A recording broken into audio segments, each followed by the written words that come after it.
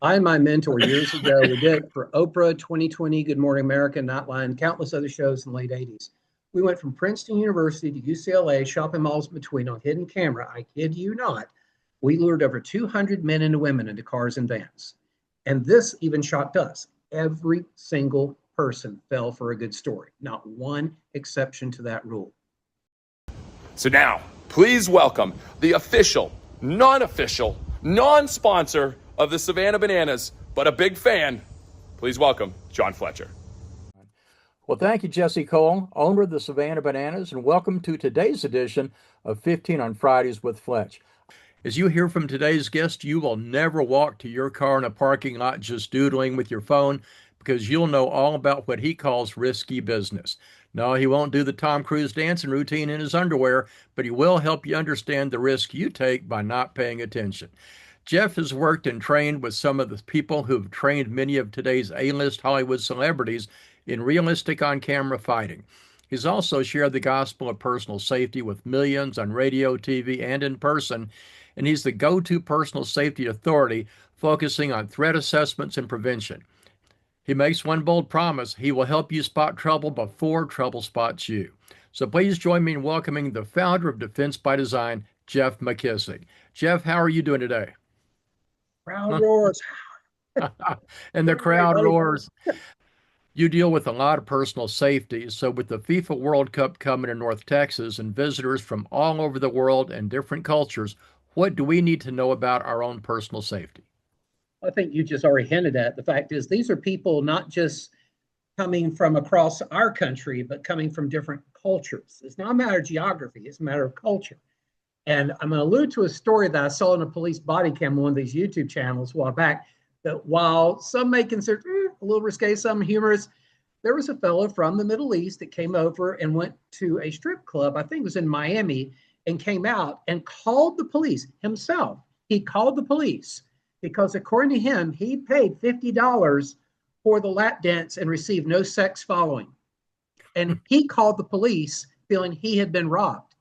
Even the owners of the club were like, and the police showed up, said, so tell us, he said 3 times to them. He admitted to his own crime because in his mind and in his culture, that was not a crime.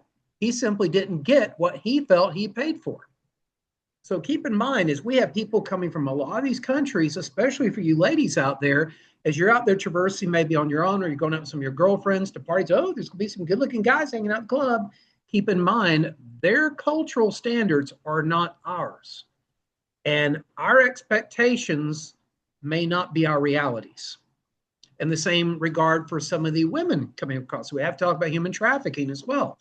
There are international human traffickers that follow FIFA. And so they're going to be going around, which means there's going to be a lot of probably very nice ladies out there as well. But what are their agendas? So guys, you also need to be aware. We have this huge influx of people that we don't know coming to our country, granted for a limited period of time. But one of my key mantras for years has been, it's what you don't know that can hurt you. And right now, there's going to be a lot of what you don't knows and who you don't knows coming into our country, and specifically here at DFW. Just recently, you spoke at the Hurst-Euless Bedford Chamber of Commerce, and you wowed everybody. They're walking out there going, I had no idea that I was not as safe as I thought I was, because you talked also about safety, about reputation, and all kinds of things that relate to defending ourselves. Yeah, it's not just defending you and your physical well-being, it's defending your physical well-being and your reputational well-being too. All these things factor in. I think I definitely take a more holistic and what I feel to be a well-rounded approach to risk management and personal safety, because too many people have this pigeonholed into a stereotype of, as long as I'm not faced with a guy with a knife or a gun. Well, first of all, I question, is it always going to be a guy? And we can get into that too. But the whole idea is, it's a 24/7, 360 mindset that you have to take with you everywhere. I've been over the years kind of stymied when I've been brought in people, especially in real estate offices, where real estate broker comes in, I want you to train my agents about being safe in property showings and open houses. Okay, but that's a part of what I want to teach them. What I want to teach them is how to be safe for people, no matter where they are, no matter what they're doing, no matter where they're going. If that happens to be a property showing an open house, great. But if I teach them to be safe there and then they make a mistake off the clock, which means they're not on the clock tomorrow, what good was the training? So tell us about the most common mistakes that people make when we're being in a crowd. Probably the biggest is the old adage that there's safety in numbers. Really? Because I recall even recently some mass shootings where the numbers were in the favor of the crowd, but that one person was armed. So just because you feel you have safety in numbers doesn't mean anything. We had, as you well know, there was a young girl that was abducted from the American Airlines Center several years ago now here in DFW. That arena had 10,000 people in it. There were cameras, there were police everywhere, and yet she vanished into thin air and nobody saw anything. No camera seemingly picked up anything because she was lured. Remember when Natalie Holloway went to Aruba a number of years ago? Went down with her senior class, safety in numbers, but a good-looking young guy lured her away from the safety of her friends. So you may feel you have safety in numbers, but that all depends on how well prepared are you versus the numbers. Are you or the numbers armed? I mean, there's other things that factor in. The other part of that is just because you're in a public place doesn't mean the public's always around. You can go to a shopping mall where there may be people there in a public place, but when you go to the restroom and there's no one in there but you and one other person, okay, it's the public place, but there's no other public around to help you if you need it. So this is why we have to develop that 24/7, 360 mindset so that we're always at least aware, not fearful, not paranoid, simply aware of what and who is around us. When I took driver's ed class, I had the misfortune of getting a ticket.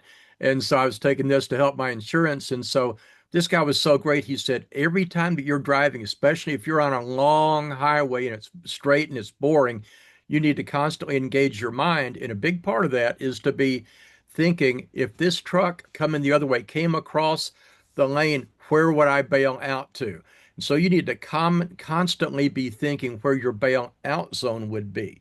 So do you look at that as, so you're in a mall or you're whatever the a mall or wherever it might be, going toward the game or whatever, and you see a group coming, you need to kind of be thinking about, here's where my bailout zone is.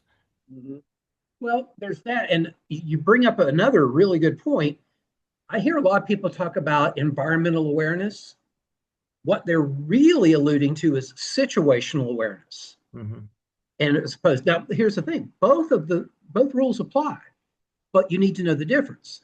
Situational awareness is when maybe you or your wife are in a restaurant and a fight breaks out at a table a couple away from you, and someone comes up and says, "Sir, we need you to hold it down."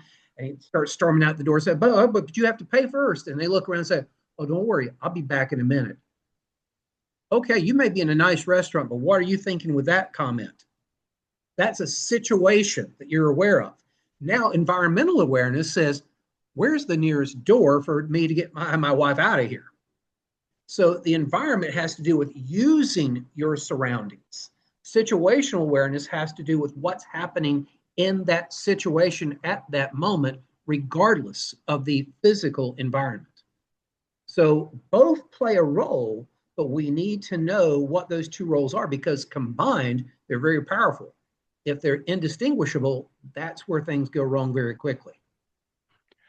How should we respond if somebody claims they lost their phone and they come up and they say, "Can I use your phone to make a call?" I had a, not CEO, but he was a vice president of a large events company, international events company. Their company brought me in to do a training with the various travel agents and event planners. He had not even intended to be there, but happened to fly in through Dallas. And he said, "Oh, since my company's doing this thing, I'm going to go attend it."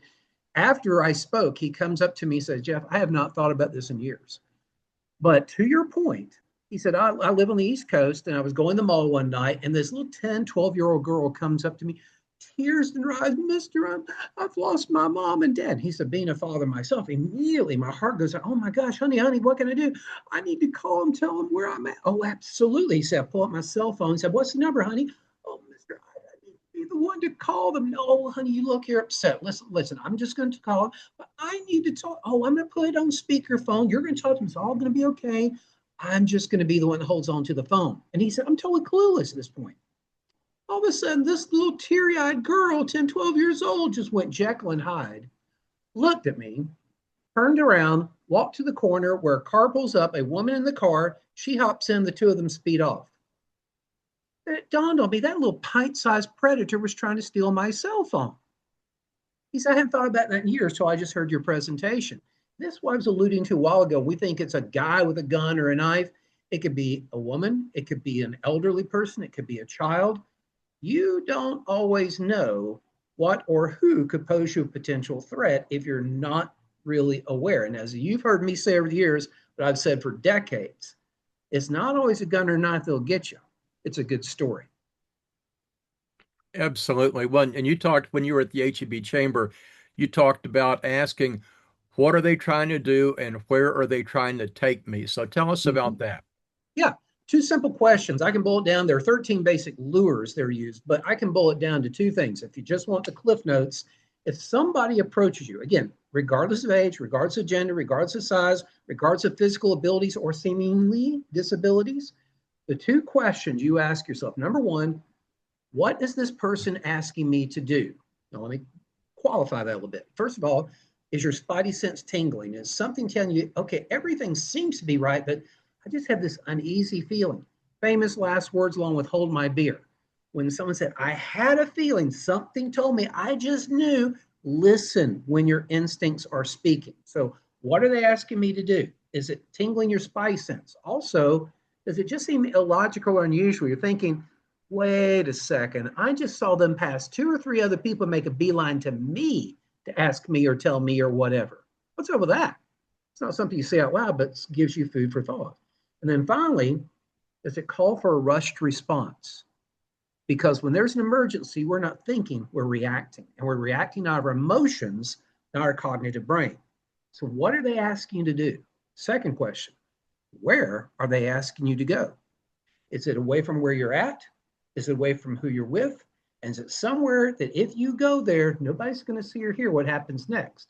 You say, well, Jeff, how will I know that? You ask. They say, oh, I need you to help me jump my car. Okay, you got cables? Yeah, or I've got cable over. Where did you park your car? Oh, it's right over there. Oh, right over there. It's under the street light or it's bright, a lot of foot traffic coming. Sure, I'll help you. Where'd you park your car? It's just kind of around over here behind those. I tell you what, let me go back inside the store here and see if I can find security or someone else to help you. You'll find out real quick if they had a hidden agenda when you start recruiting help of your own. Two simple questions. What are they asking me to do? Where are they asking me to go? Tell us some more about your intuition. You really drilled that home when you were speaking at the HEB chamber. Tell us about that tingling sense that you have. I and my mentor years ago, we did it for Oprah, 2020, Good Morning America, Nightline, countless other shows in the late 80s. We went from Princeton University to UCLA, shopping malls between on hidden camera. I kid you not. We lured over 200 men and women into cars and vans. And this even shocked us. Every single person fell for a good story, not one exception to that rule. And what it all boiled down to is people just bought in to that good story. And yet, when the reporters came out and interviewed them after the fact to say, okay, why did you get in the car? Why did you get in the van? To a person, John, every one of them basically said the same thing. I knew this wasn't real. Something told me that I just had this feeling, which told us in every one of those cases, their instincts were speaking. They weren't listening. And this is one of the reasons, if you're a parent or a grandparent, if your child or grandchild talks to you about somebody giving them a weird feeling or they don't want to stay over at so-and-so's house or that you just, oh, but they're going to be fine. There are going to be other kids, but they are putting off some heavy-duty resistance. It doesn't necessarily mean something has happened. It's just that possibly your child is picking up on something that you used to pick up on. But because as we get older, we get more into our heads than our instincts, and we lose some of that, to me, survival edge. So foster that with your kids. Ask your kids if they bring up things, honey, why do you think that? Why do you say that? Why do you not want to stay over? And again, it doesn't mean something has happened. It's just that something, their spidey sense is tingling with them.